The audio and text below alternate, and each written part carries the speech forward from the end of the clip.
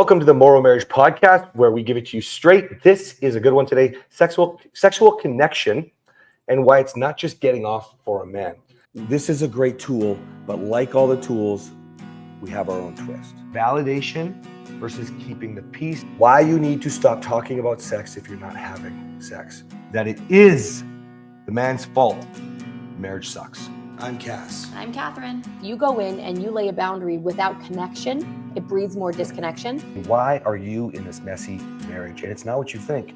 Don't do that, because then that is not authentic. That's fake, and you're trying to be somebody that you're not. You need the foundation to have the intimacy, but right now you need to rebuild the foundation. We're MorrowMarriage. Let's flip divorce statistics with the new marriage. All right. Well, I mean, the first things we'd have to look at, by the way, this came from my app, from a man in my program. He wanted to just hear a deeper dive explanation with a discussion from Kathryn and me. And, you know, the point about where most of you are at is that, sure, men need sex more than women. I mean, we talk about it all the time. Most men think, every man thinks that I have a super high sex drive. I shouldn't say every man, but, I have a super high sex drive. I could have it 3 times a day. Here's the thing. You need it for that connection. I mean, we're intimate nearly daily, at least. And like it's for our connection, but we believe it's a gift for marriage, right? And you should have a healthy sex life in your marriage. But where it gets disconnected is when, do you know what I think it is, honey? Mm-hmm. I think that men have not understood how to express to women that they need sex. And so the reason that this question comes up, how explain how men are doing it, not just to get off.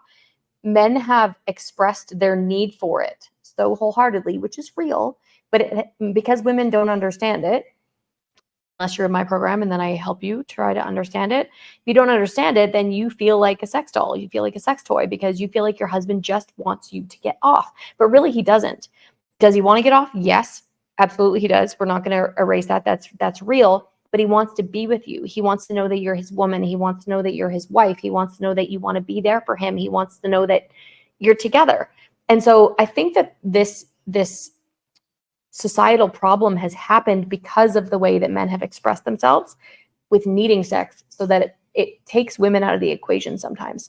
It also takes women out of the equation because men will turn towards masturbation or porn or both, which then makes it seem like it has nothing to do with us. It's nothing to do with the woman if you just want to get off. That's exactly right. The problem here. That's right. But often men that are going in and using porn and masturbating to porn or masturbating at all, which some men do and some men do not, believe it or not all men do. I take care of my husband and my husband doesn't need to masturbate. He also doesn't need to watch porn. Exactly. So, but here's the thing. So we do need it as men. And if you're like, the question actually included chemistry, I wouldn't even go that far. I would say if it's altering any chemistry, it's like the hormones you get, sure, when you do release, things like that. So we get addicted to the high, all of that stuff. But like, there's so much more that goes into it. You see, the reason this question is coming up is because there isn't a man in my program who wants to just blow his load. I mean, I haven't seen a guy like that try to get into my program for. But the reason it's confusing for the women that you're with is because you're still watching porn, or you're going and just getting off without her. Or maybe you're not. Maybe you're working a lot and then you don't really prioritize her. So if you go back to the last episode where we were talking about bids, like if you're turning away from her bids, or if you're not even making your own bids, so all of a sudden then when you're home from a long day and it's just like, ooh, I just want to throw one in her. Like, come on, man. Like, that doesn't connect you to your wife. We know that you feel connection when you do that. Your wife doesn't, though, because your wife needs to be slow cooked. Remember that analogy? Yeah, I do remember that. A man is like a microwave and a woman is like a slow cooker. She needs to be emotionally warmed up, physically warmed up too, but emotionally it's a way bigger thing. And so when you come home and you want to connect with her with sex, she wants to connect with you with words or with quality time, and she feels used because of the difference between men and women. I know that when you come home and you want your wife, I know that when he needs to have me, it has nothing to do with him just getting off, right? Because we've gotten through a lot when it comes to sex. Yeah. And I think I'm going to go back to what I said a minute ago. It's the way that men have presented, and then the things that you're doing on the side that make your wife feel like a side piece, a sex doll, a toy. Because if she doesn't give it to you, you go and do it with yourself, which means Well, you're not doing it to connect. That's what you're telling her when you go do that. So there is a physical need there. But when you go and do it yourself, or God forbid, you're going and watching porn, then you take her so far out of that equation that then in her mind, again, I know you want to connect with her. You're doing that as second best. She sees it as the same. Well, if he can't have me, then he can go do it this way, which means obviously all he wants to do is blow his load, because you're not connecting with that person on the screen. And you're not connecting with your hand. Another thing to consider here is like, is how your mood, your emotions, how are you handling yourself when your wife is not necessarily on board? Okay. Because you disconnect further, and I call it the rejection ladder, right? You got to climb up the ladder. You got to have all these things in place, and sex is at the top. Okay. And like, if you're not handling that well, and let's say you are sustaining, like Kathryn's suggesting, right? You're waiting for your wife in this moment if you can, so we don't give the false message. Okay. Well, then how are you handling it when you know she's not really into that, which means go lower on the ladder? Is like, are you doing well when she doesn't look at, like, she looks kind of grossed out with you? Is she not responding to your bids of affection, and you're kind of getting frustrated and maybe withdrawing and pulling back? You see, so much of the confidence that you need to bring to a relationship, if you're the one who wants or desires this, because this go both ways. If you truly want more, then you should truly desire more, which means you should truly be doing all those foundational things first, because then she'll realize, if you're consistent, that this is real. It's not just, I mean, we see a lot of guys in the program, honey, like some might start in the program at this stage, but most have to work to the stage where I call it climbing the mountain, and you're at the top of the mountain. We just haven't gone over the peak, which is where sex is. Okay. And the mountain sucks.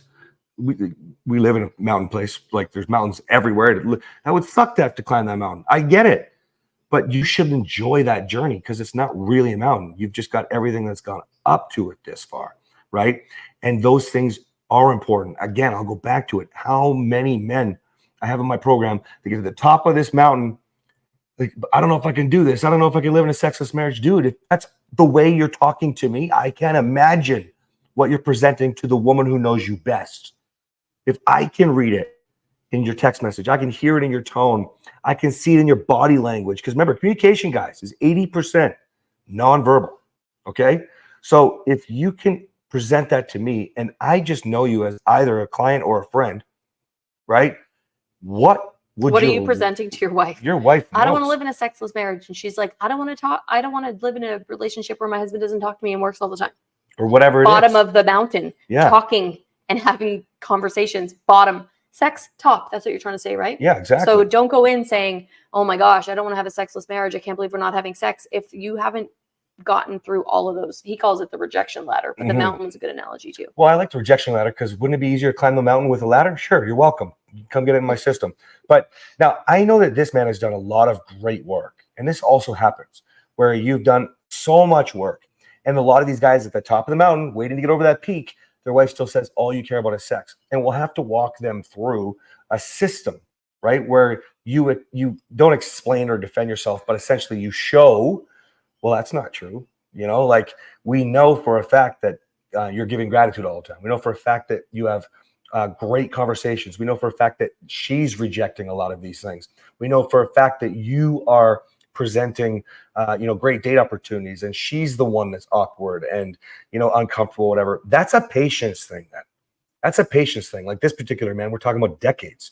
Okay. Another man that I'm thinking in my head, decades, and like a lot of guys will jump into the program and then jump right out because this decades thing is scary. It's not going to take the same amount of time, but you have to be consistent. How are you handling it when she throws that in your face? That's all you care about is sex. You're going to have to be understanding of how you got to this point. Certainly that happened with us. And I was real bad with Kathryn. Real bad. There's been a lot of different levels. I mean, I would say this is like a hiding spot for us sexually right now, but it's like we keep going up with how we're doing things, right? Okay. You'll all be climbing your own staircase here too, right? With a lot of staircase, ladder, mountain. I know we're going Pick crazy. one. Pick one. But you it's very confusing, Cass. But here's the thing. Like, I can't tell you how many times you're like, oh my gosh, I didn't realize there was no expectations of sex. Or it took me a while to figure that out. There was one time where I just kind of really backed off, and I feel like it was a month we didn't have sex, and you were like, it's been a month. I said, like, something like that, and you're like, whoa. Even that response, something like that. Like, not exactly sure. It was probably 5 days. Just 5 days for you. I don't. No, it, No, I'm just it kidding. definitely went longer. But I remember, and your reaction was like, Wow, "Whoa, I'm safe now." I'm I felt You it like said the it words. clicked. Wow, I'm safe now. Yeah. Yeah.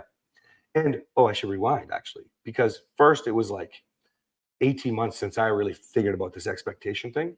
And she's like, I just realized. And then like, oh, no, sorry, maybe a year. And then like another 6 or 8 months after that again, it was like, I just realized. I was like, you said that already, like months ago. Right.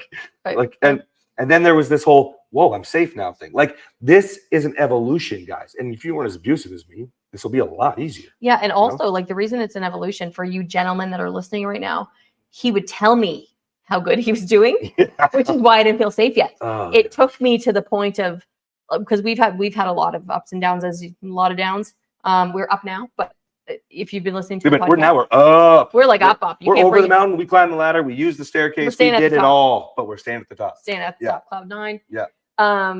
Yeah. So when we were going through all of this, when I didn't feel safe, he would tell me about how patient he is. He would tell me about how I have no expectations of you, blah, blah, blah. Well, when you say I have no expectations, it's like when you start something with no offense, but you get defensive. You're like, oh, here comes I'm going to get offended. Yeah. I better get defensive. And so when you tell your wife or your husband, if you're in the opposite role, how good you're doing and how patient you are, and you're trying to prove how good you are, you're not going to invoke the feeling of safety. So so when he explains it, like he did it for a year, and I was like, oh, hey, ding, I can't believe blah, blah, blah. And he was like, what? And then it was another 6 months, and then the same thing happened. It was because in those time periods, there was expectation bleeding out. He was trying to do better. Hope or desperation sometimes. Whatever it was. Frustration, especially if you choose not to jerk off or use porn. For some men, that is hard, right? Yeah. And so when it finally got to the point where I said that I was safe, and he's like, oh my gosh, I've been exhausting myself in this for 2 years or whatever it was. It's because all of those different expectations and big emotions weren't bleeding out onto me, and I got to experience it for myself, not being told. You can't tell your wife that your marriage is safe. Your wife has to feel that your marriage is safe. Yeah, this is a big valuable thing here. Couple things though. First thing I want to address is she said like 2 years. Okay, hold on. Just don't get discouraged. Every day got better for us. Okay, or every week there was more wins or whatever. Well, and we did it wrong, guys. We did it wrong. Yeah, that's right. We didn't have a system. We didn't have mentors like us. That's right. So just think about it like that. Don't get discouraged. Looking for the wins as you move forward. Okay. 2, she brought up like talking your way into your partner's head, heart, or body parts. Okay. Like you can't, because what she also said was you can't tell your partner they're safe. Nobody gives a fuck about who you are going to be. They only care about who you are. And that's defined by how you have made them feel. In the past. If I made Kathryn feel unsafe, if I had expectations with sex, if I didn't really flirt much and show her that I cared about all this other stuff, for example, if I defended myself and said, well, I was working, and I did all these things that supported the way that she knows me, that's who she knows me as, then I only have one option. That is to recognize that I created her opinion of me, because that's it. Relationships are value. Your opinion is how you've made them feel. That's it. Own it. Shut the fuck up. There's nothing to say. You just have to deal with it and move forward and keep climbing the mountain. And you might stay at the top for a little bit.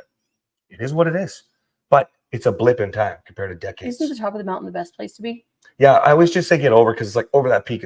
I think it's because the very first course I ever did, I'm on version 5 of my program now.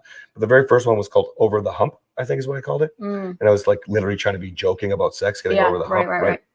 But just get to the top of the mountain, guys. Yeah, get to the top. Well, I liked how you said it, cloud 9. You think you got to get over the peak, but it's cloud 9. It's awesome. Yeah. Anyways, guys, go get your wife, or life, I should say. Yeah. Whoever you're going to go get. Your wife or husband. That's There's right. nobody else. No. Okay. Bye. See ya.